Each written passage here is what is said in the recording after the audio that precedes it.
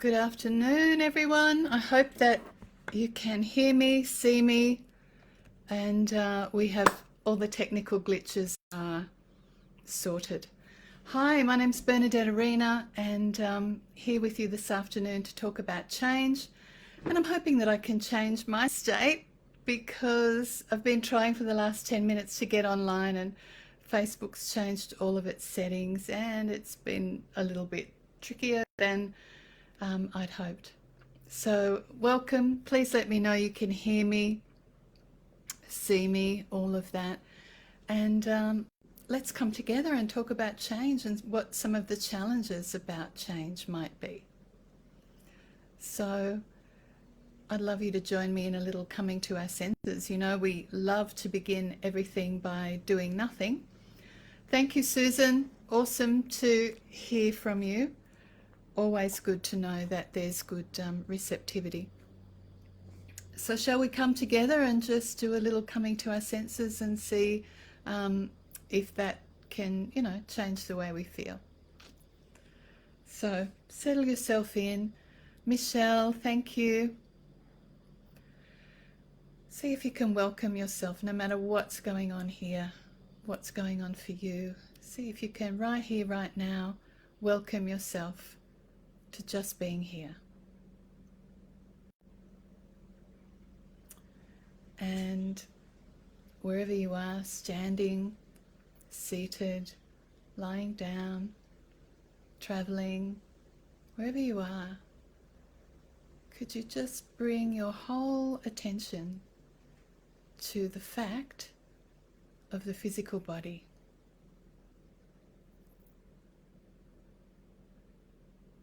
Physical body right here, right now. Nothing else we need to do. Just feeling where your body connects with the environment around you, whether you're seated. Feel all those contact points of your body and the surface that supports you, whatever that is.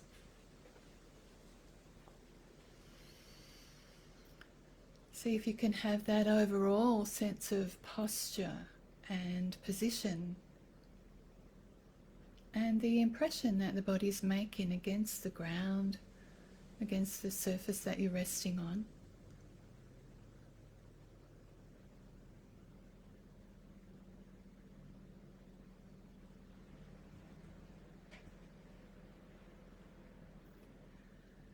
Maybe you can feel the touch of clothing on your skin.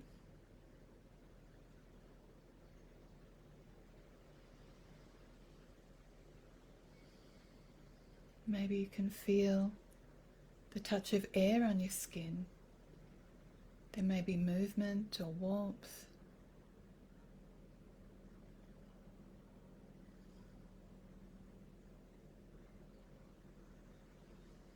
And no doubt you'll notice that thoughts will come and go. Constantly, ever changing.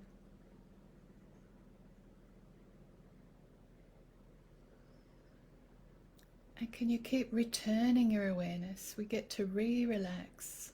Can we return our awareness right here, right now, just in this moment? Perhaps we can just feel one breath from the beginning through the middle to the end.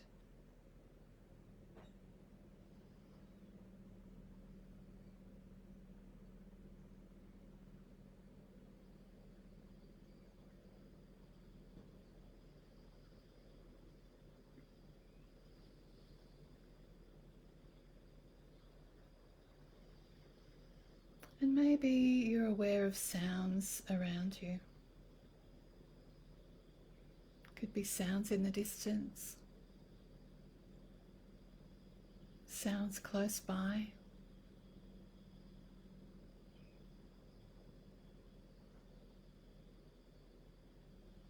As soon as you're aware of one sound, listen for another.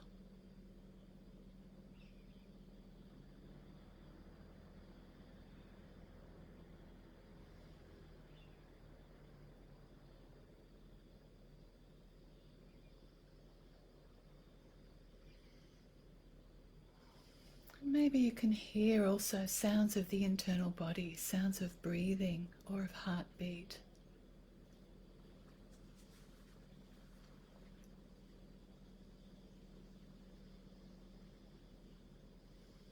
Maybe the gurgle of your digestion.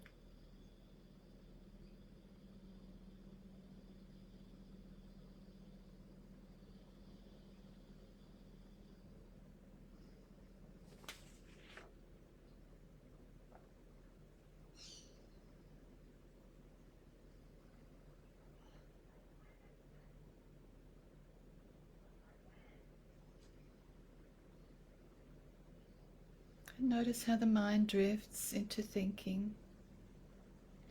And every time you notice that the mind is thinking, that's the magic moment. That's when we get to be really different and not judge ourselves, not criticize ourselves, just return gently to this moment.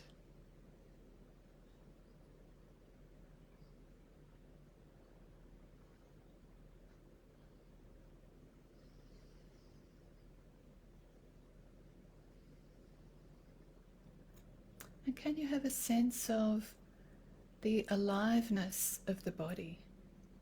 Take your awareness to one part of the body where you feel sensation. Could be the hands or the fingertips.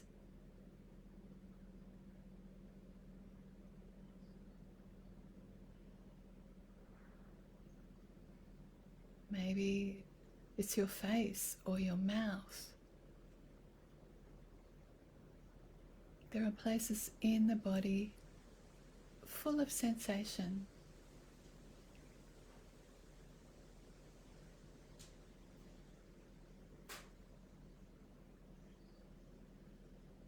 Maybe you're feeling warmth or tingling, pulsing or coolness. There might be discomfort. Could be a sense of heaviness. And if you're aware of somewhere in the body that feels uncomfortable,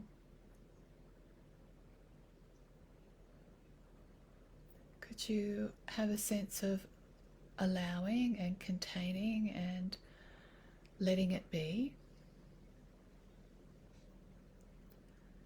And could you also notice that there might be other parts of the body in which there's a sense of comfort, a sense of relaxation?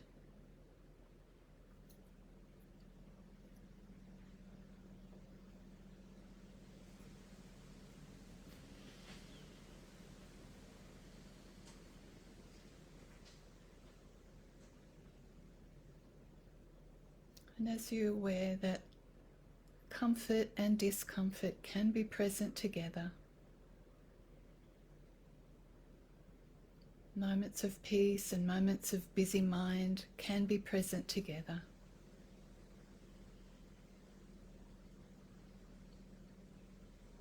Busy thoughts and pauses.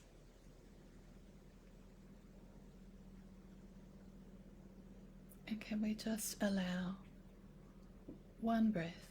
See if you can follow one breath from the beginning through the middle to the end.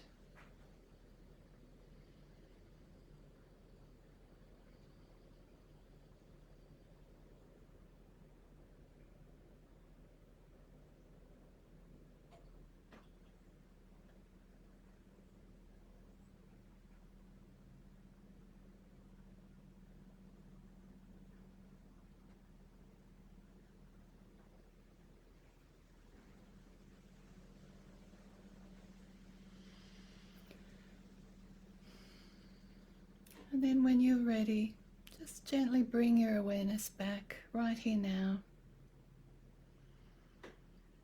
And noticing whether you feel any different. Has that changed your state, your experience? Do you feel any different now? I certainly feel a little more calm, a little more present and able to focus.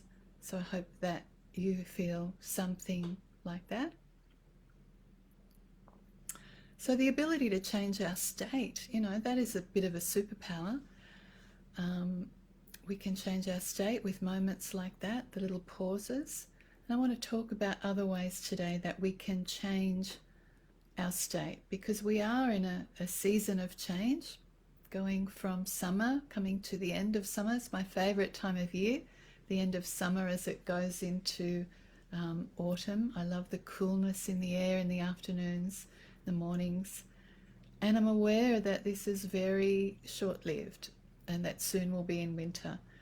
And, you know, there's a sense of clinging to this, if it could only just stay like this. And we're all like that, you know, we cling to what we like, what's pleasant, and we kind of push aside what's difficult. There's a beautiful poet that I love called Dana Falls, a yogi and an American poet. And here's a line from one of her poems. I try to find the balance between opening to wonder and letting go as the moment passes by, allowing joy and a hint of sadness to coexist side by side. I love that. So yes, my challenge today is to stay on topic and to talk about the challenges. You know, these are times in which more difficult than we'd care to admit, I think. Most people I know are living with an abiding sense of personal and collective anxiety, and that's pretty understandable, and a sense of uncertainty and really a collective depression that I think we tend to gloss over and suppress. And we're meant to cope with this intense change and intense chaos and fear and despair, and it kind of permeates everything. So, like it or not, life as we know it has changed and will continue to change. And how do we meet that? So, what I want to talk about today is how we do that. And really, of course, it's the difference between reacting and responding, as we've all heard before. But the idea of change and life as impermanence, that's the basis of all spiritual life, is befriending, not just getting it intellectually, but getting that felt sense in our bodies that all this will pass. And when we can really not be resisting and not holding on, but cherishing life just as it is in this moment, really challenging, that's the key. That's the invitation today, for us to pay closer attention to how we navigate change. Because for most of us, we've got a really deep conditioning, tell me if you're like this, to wanting to control things and not being open to how it is, but really wanting it to be the way we want it to be. And being open to not managing things, but allowing things to be, is the key. So, and it's a bit of a predicament, isn't it? Because evolutionarily we're conditioned to avoid what we don't like and go towards what we do like. We're in this constant sort of state, this fluctuating between holding on to the pleasant and pushing away the unpleasant. We're geared to that.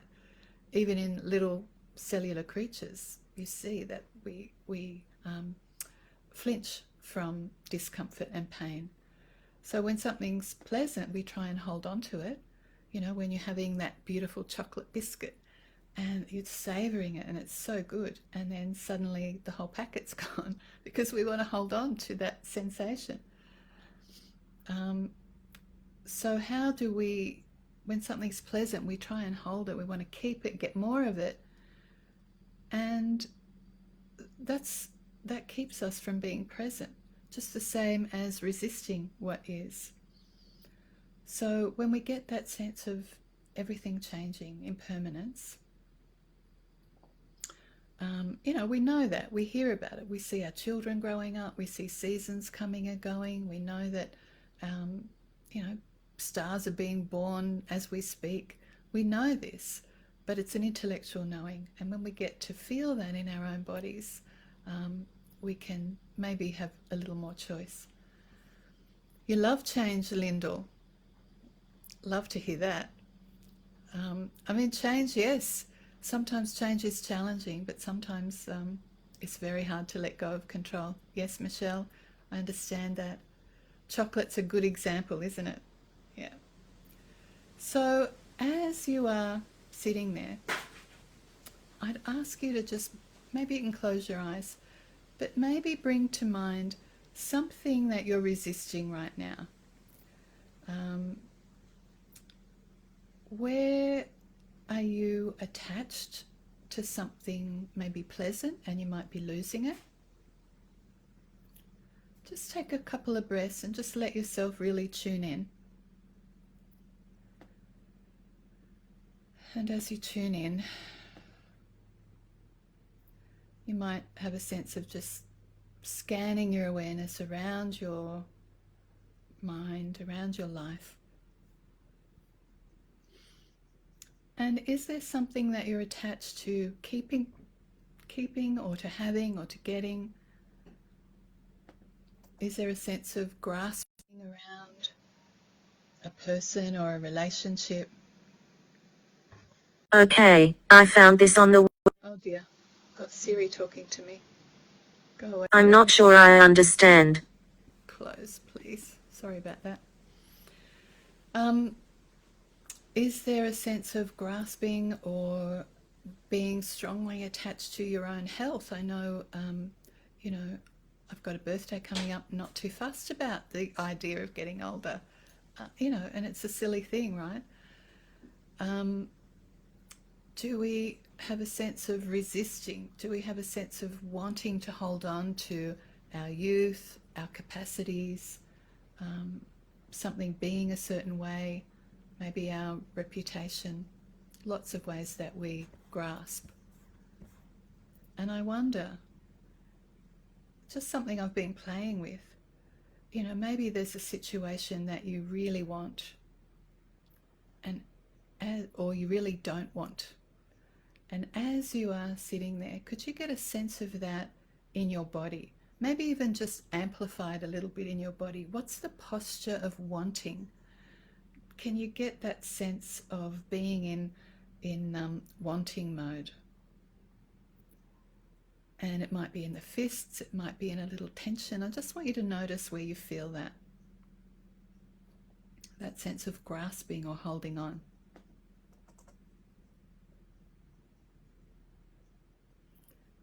And then let that go.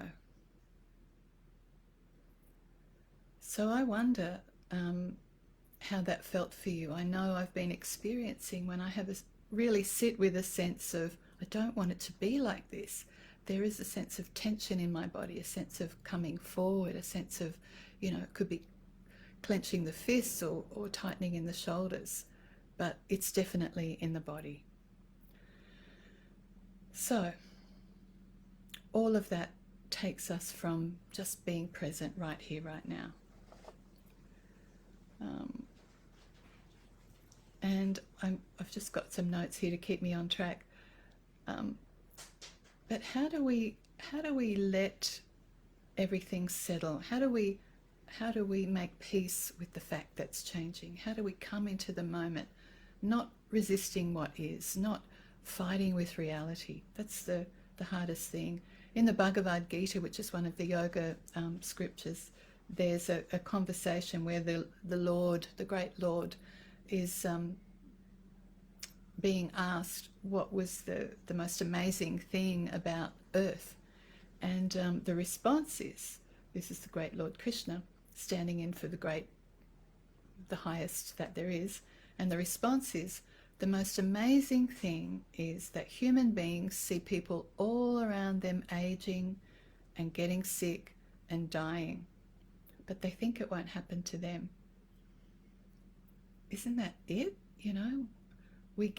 We're living in a culture that's offended by aging, and I've been experiencing that. It feels like an insult. It's kind of like I want to hold on to my youth, and recently I've been really, freaked out by death and loss, and still in that kind of grieving process. And that starts off a whole lot of conversation of bargaining and all of that stuff, denying it and just wishing it was different and wanting to just have that time back, making all of this blaming and all of that, all the stages of grief, we know about them, and it just puts us in a spin constantly. So it's important to know in our own lives, where are we reacting and where are we pulling out of the flow? Because when we're pulling out of the flow, we're not in that wholehearted presence, and we can't make a better response to life. So an example, if someone betrays your trust, and I'm sure we can all think of an example of that, to react is to get angry, to get into a rage, to want to hurl some abuse back, to get kind of locked into this you're wrong, this blame game. And we're kind of denying our own hurt when we do that. Some people go very prematurely to forgiveness, and all of those ways are just reacting. Responding, of course, is taking the time to let the feelings bubble up, let the feelings arise, just to be with what's going on in our heart and in our body. Take the time to feel the anger in the body in a sensory way and not act out of it. Take the time to feel the hurt that's no doubt under the anger and the fear. And if we are present to what's going on, that's how we navigate change wisely. So, and we're going to have to keep revisiting this over and over and over and over again, but what else is there to do, right? So when there are big changes, something medically is going on with us, there's a death, there's a change in relationship, a change in jobs, something's morphing and changing in a way that is difficult and we didn't want. It's practice to keep sensing what would it mean to respond and not react. So, default mode, Patria talks about the default mode network in the brain. That's our automatic, generally has a flavor of negative thinking. It's generally we're thinking about the future, we're anxious about it, fearing it, fretting, worrying, or we're in the past, rehashing, rewriting, blaming, bitter. We're in a whirl. And most of this default mode network, it's actually happening in the unconscious part of the brain. We're not even conscious of it, but it's just in default. When we can, I say, drop out of the head and into the body, some teachers call it just becoming aware of the trance that we're in, then we're in task positive network. So the task could be just what's happening in my body now. Can I notice when I'm clenched, when my posture's leaning forward, when I'm holding my breath, when I'm feeling discomfort? Can I notice that? So the reaction, our default, usually is that when something happens we don't like, we want to try and fix it, we want to get rid of it, we want to blame the other person and make it wrong.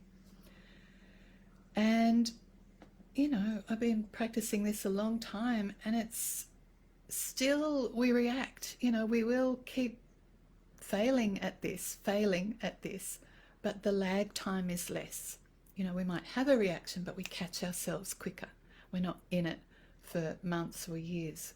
We catch it. And that's, when I feel criticized, like most people, we get defensive. We want to lash back. And that's okay to be compassionate to that.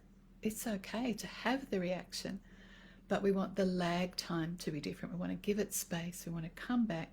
That's the shift that we want. So, and I think it's really, when you catch it, it's a real choice right then to be compassionate, because when I catch myself, I don't go, oh my God, there I go again. I'm being so judgmental. I'm being so critical. I'm being defensive. I'm being angry. I'm a terrible person. I should know better. That would be a reaction. But I come back to, oh, there's my limbic system. There's my nervous system in reaction. There's my nervous system having an automatic reaction because it's been primed to that, conditioned to that for a very long time. So when I can take it to like, wow, it's my nervous system. It's not the truth of me. It's not who I am. Doesn't make me a bad person, but it means my nervous system needs some support. And that for me is a key to compassion. So I wonder how that lands for you. Michelle, always been the carer and nurturer, now needing to be the person who needs help. Very hard to accept. Very hard to accept. And it's okay to say, I don't like this. I don't want it. This is not what I asked for. This is in fact my worst nightmare.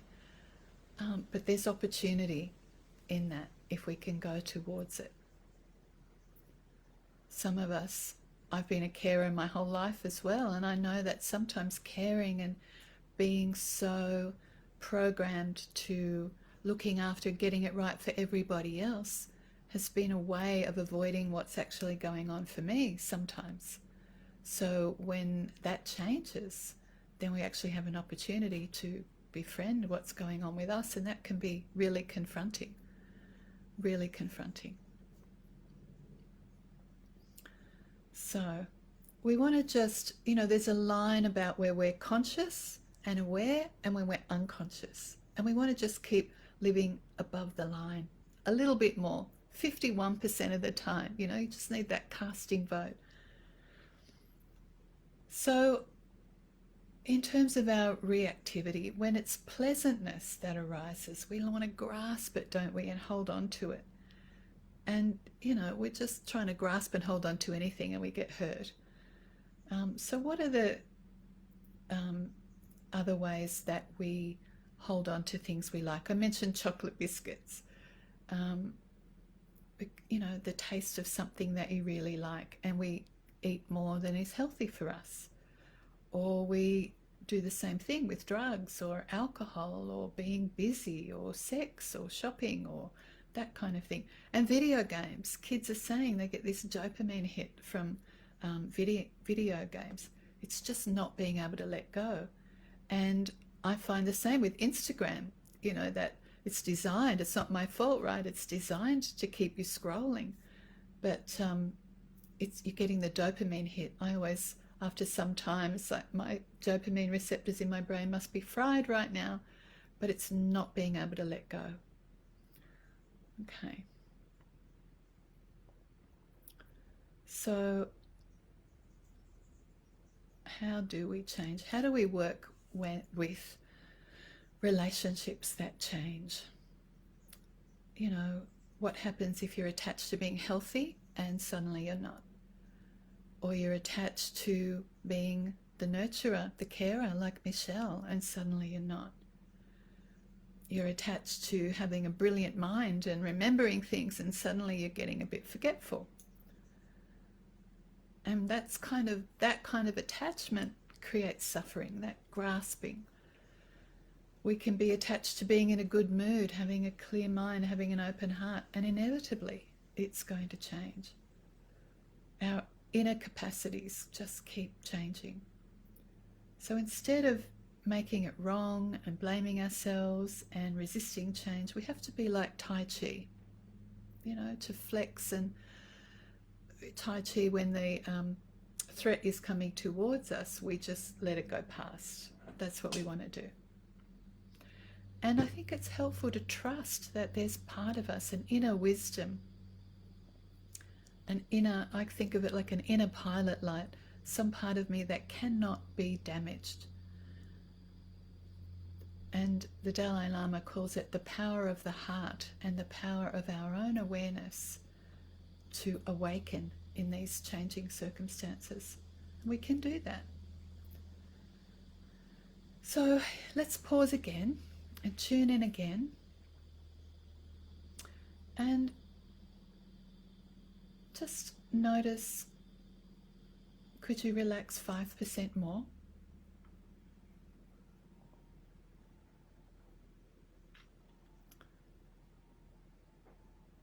And notice where you have a sense of attachment, maybe to something pleasant, something that you've liked, and you're losing it.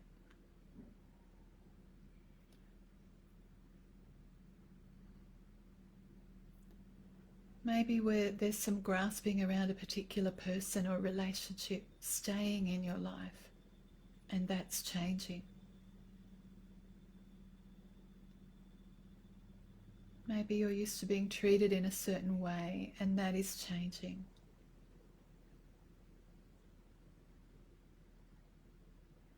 Maybe there's a little grasping around our well-being, and that's changing, around our health, our capacity. Even perhaps around our sense of getting approval from others. Maybe that's changed.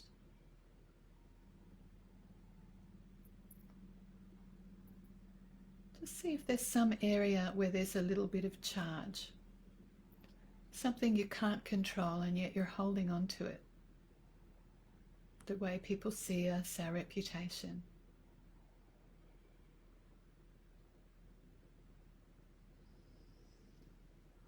And again, just let your body have the posture of that wanting. Might be, I have a sense of my fists tightening up, my ribs and shoulders tightening up.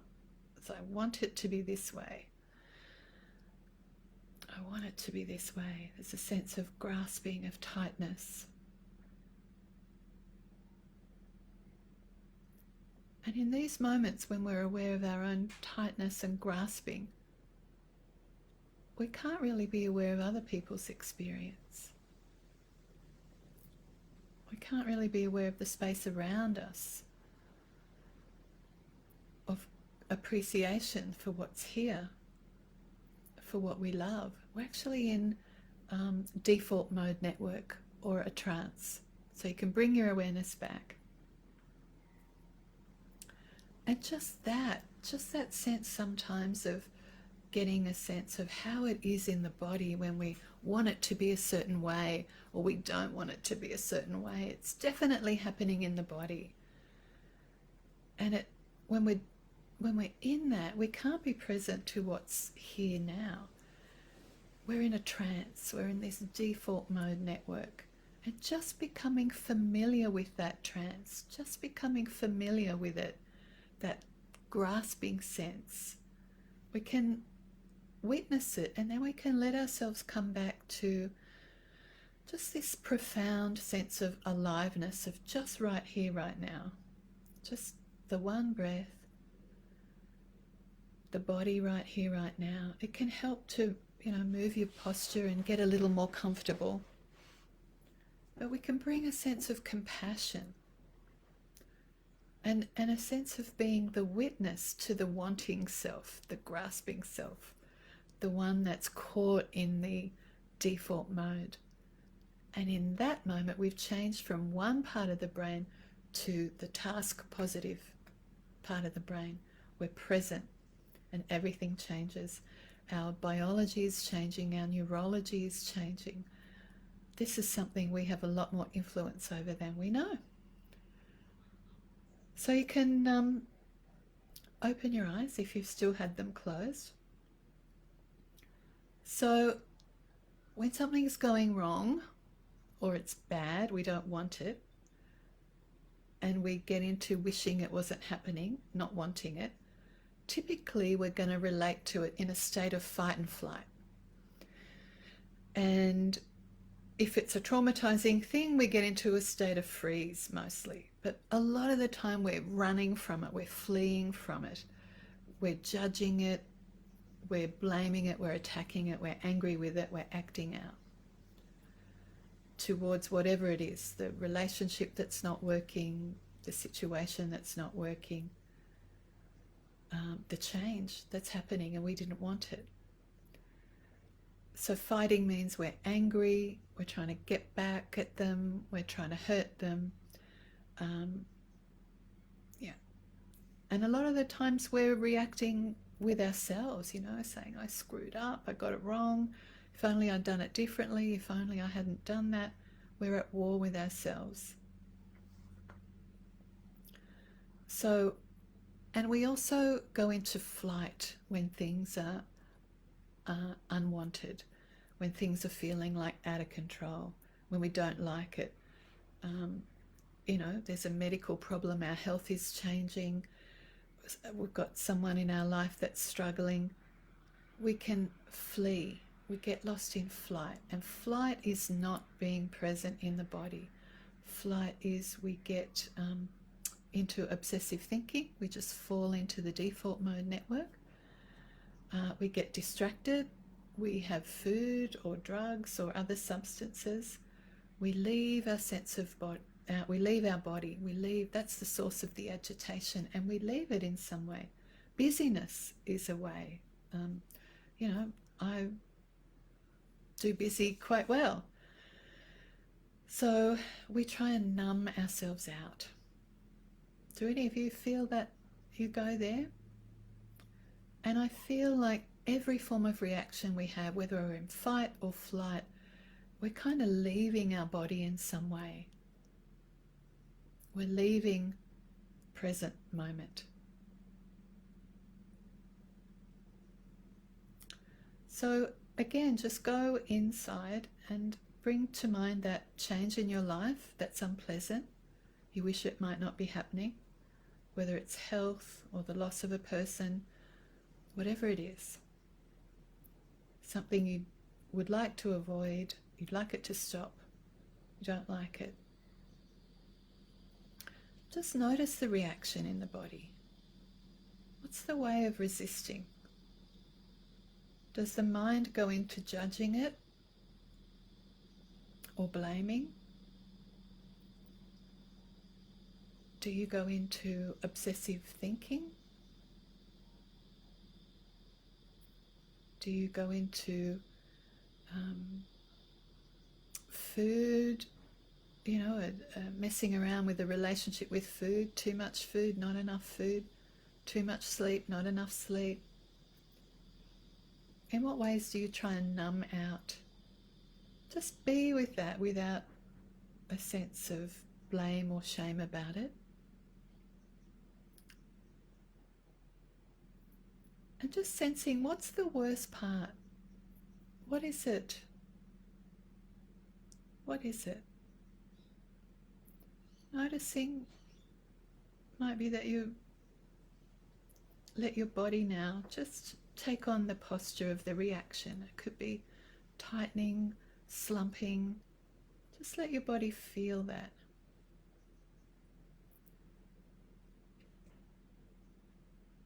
And then could you make a choice to just shift a little into a witness position?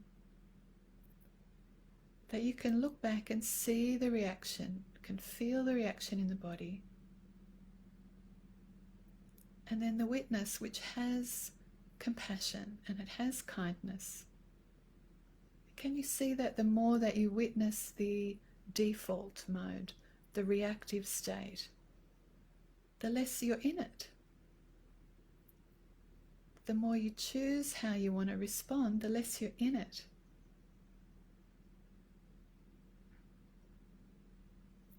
The more you catch yourself, the less we're on automatic pilot. So we're not reacting in the present moment, we're present in the moment. Does that make sense? I'd love to hear from you if that's making sense to you. So the first way is just really becoming aware of it. That's the training. Awareness training, really. We do that for ourselves over and over and over again. And for me, it's in the body. And when I notice, when I'm dropping out of the head and into the body and I catch myself, maybe I'm holding my breath. Maybe I'm feeling tension in my body. Then I want to bring a little comfort And one of the ways that my nervous system responds, the nervous system responds to the language of touch. Sensation is the language that the nervous system speaks. So one of the ways of soothing the nervous system is to bring the hands onto the upper arms and just to stroke down. Thank you, Ruth. Glad it's making sense to you. And I find when I'm in reaction, just stroking down here feels so calming. This is a technique called havening. Probably shared this with you before.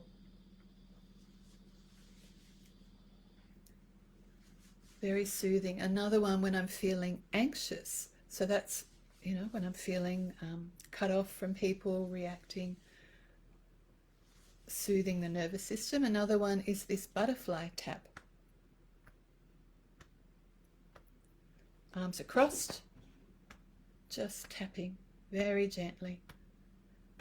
And you might find after you've been doing this rhythmically for a little while that a deeper breath will come, or a sigh, or there'll be a breath out, or there'll be some sort of change.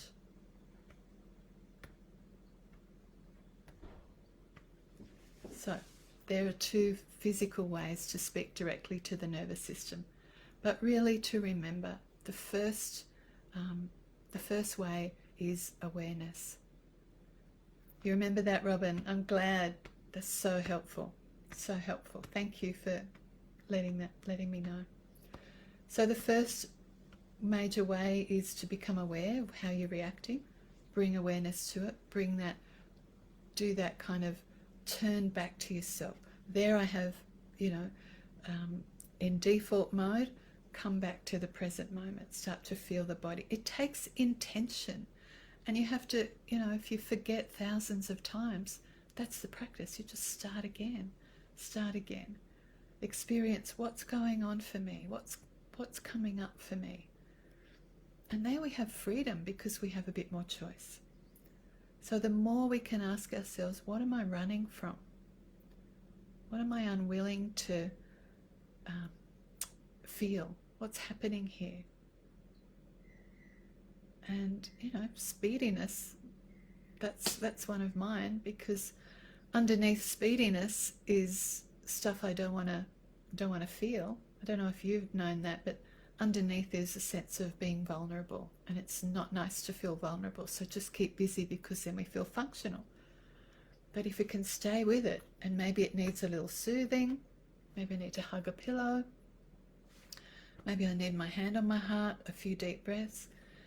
If I can come back to that, underneath that vulnerability is fear. What if something bad happens? And if I can stay with that, notice I've been in the trance of default mode network, then a space of presence opens up. And it becomes really clear I've been elsewhere, in the future, in the past. Now that I'm here, there's a lot more choice. So thank you, Sharon and Michelle and Pixie. Yes. So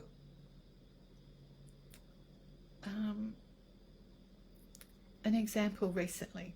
I keep just reinforcing this because it just keeps coming up. But recently, have a change in a relationship with a friend, and I've been in reactivity. It feels wrong. It feels like it shouldn't be happening, that I've handled it wrong. There's been a lot of blame in both directions, and I've been doing a lot of, arguing with reality. The reality is, this is how it is. I've been arguing with reality. I'm sure you know that. Feeling like this is wrong. And, being angry and being sad, and toggling between the two of them. But I'm so aware that it's just the mind that's doing that. And the understanding, the response is to understand that it's okay to be angry, that waking up out of default mode network in the brain doesn't mean I'm going to get rid of anger and never feel that again. But it's just making that kind of coming back to, with great compassion and great kindness, of this is what is. And every time I say it should be different or I'm bad because I handled that wrongly, you make that U-turn and come back to, wow, what was I running from? What's really going on here? And you find, I found, underneath the blaming and underneath the anger is a sense of loss, is a sense of grief, is a sense of, I don't like this. But the key is to say yes to the grief and to say yes to the loss and to keep coming back to just connecting with the aliveness inside myself, the presence, the heartfulness, mindfulness. And then we get to access what Tara Brach calls the wise heart. And then there's a moment's peace. So much suffering comes because in relationships, they fall apart, they change. There's so much reactivity. And underneath all our reactivity is grief and hurt. So, yeah. How's that landing? Is that sounding okay? It's only a couple more.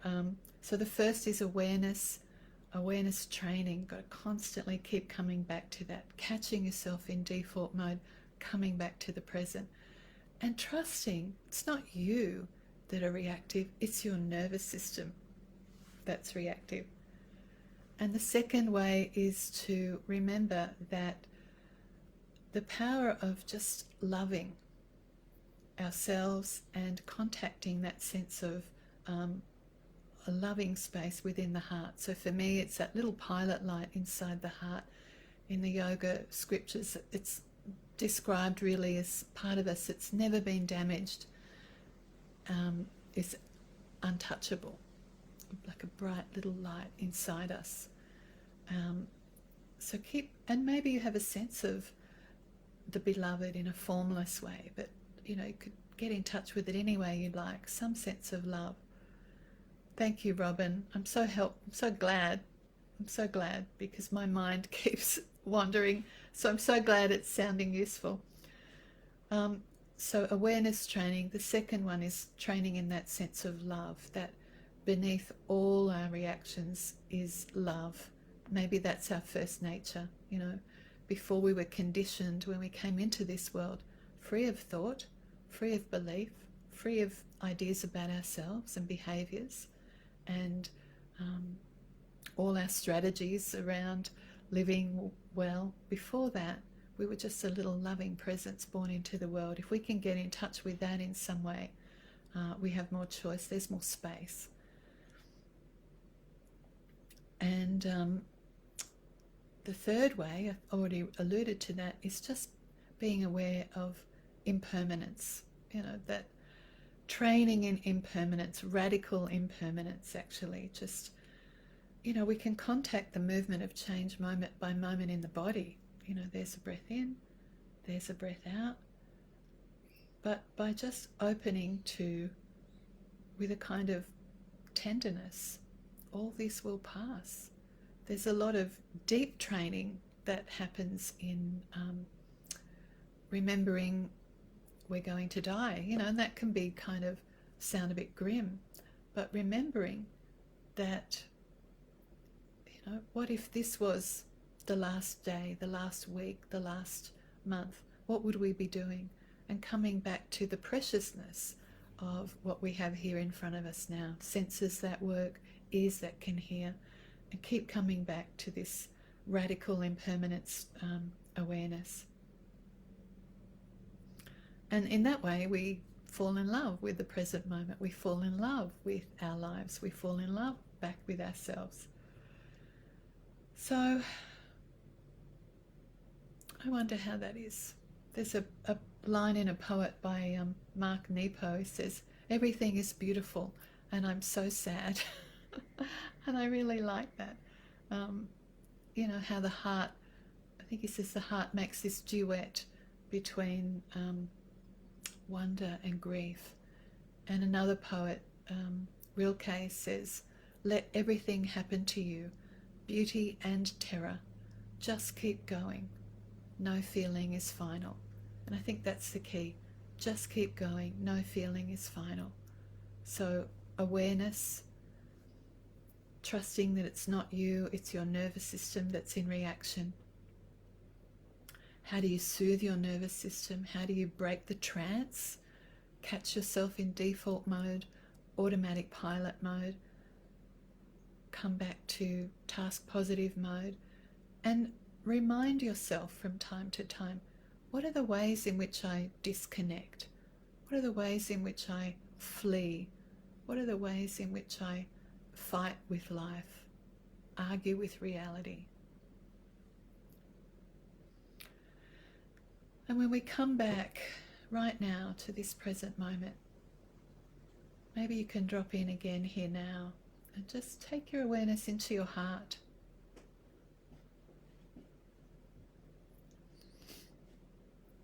And imagine that in the very center of the heart, underneath everything,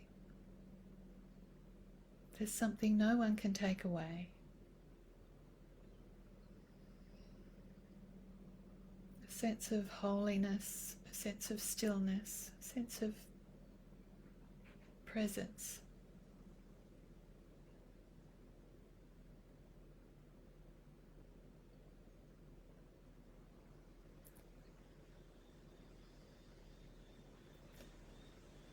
Can you take your awareness and maybe feel a tingling in your hands?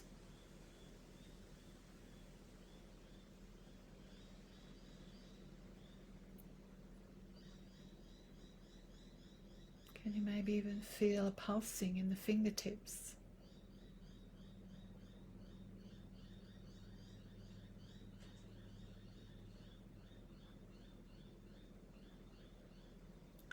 Can you feel a tingling or a pulsing or energy in your feet? You can move your feet to feel them if you need to.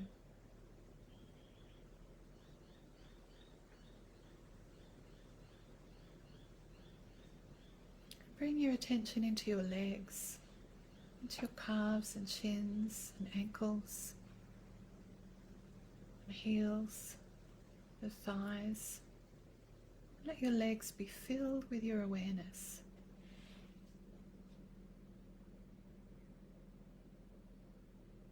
Be aware of your buttocks, your pelvis, the back of your body, whether there's comfort or discomfort. Feeling the back of the body, the shoulders, feeling your belly and your chest.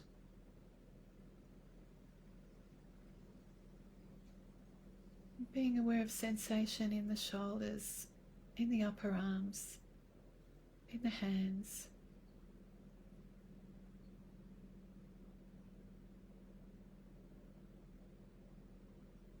And your face, can you feel like many parts of the face are full of awareness, tingling, or vibration? Can you sense the body as a field of sensation, a field of aliveness?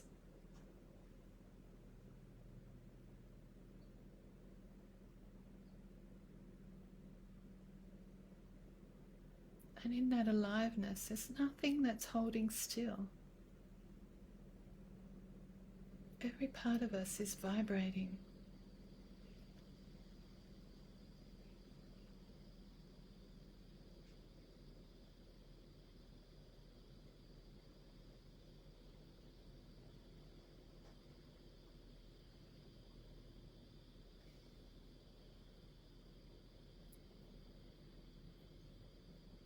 Aware of thoughts shifting and changing, sounds shifting and changing.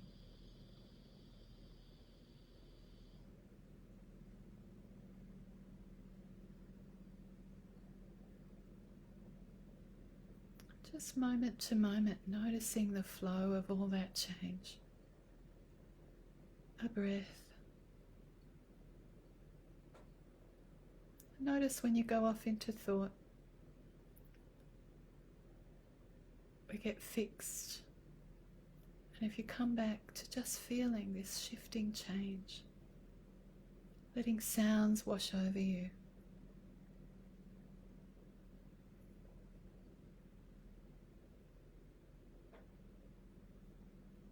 A sense of life living through you.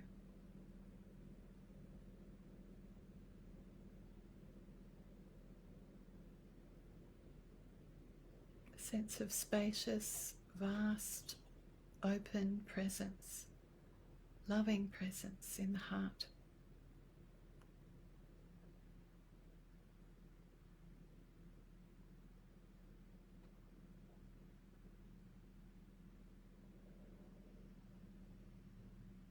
And just breathing in maybe a little sense of appreciation for the company of one another today.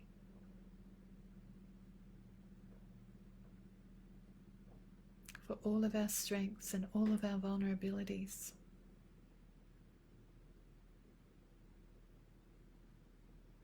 For the medium through which we're communicating. The sense of community and connection.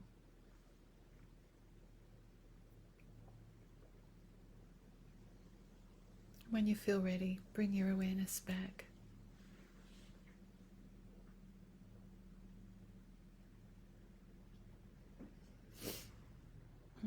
Thank you, everyone. I hope that's been helpful. A little focus on responding, not reacting, becoming aware of change, befriending it. We're all in this together. Oh, Michelle, yes, love of poetry.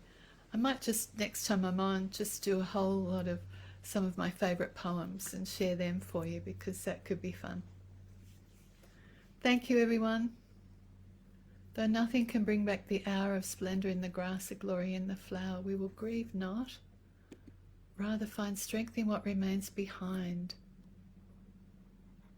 Oh, thank you, Michelle. That's just beautiful.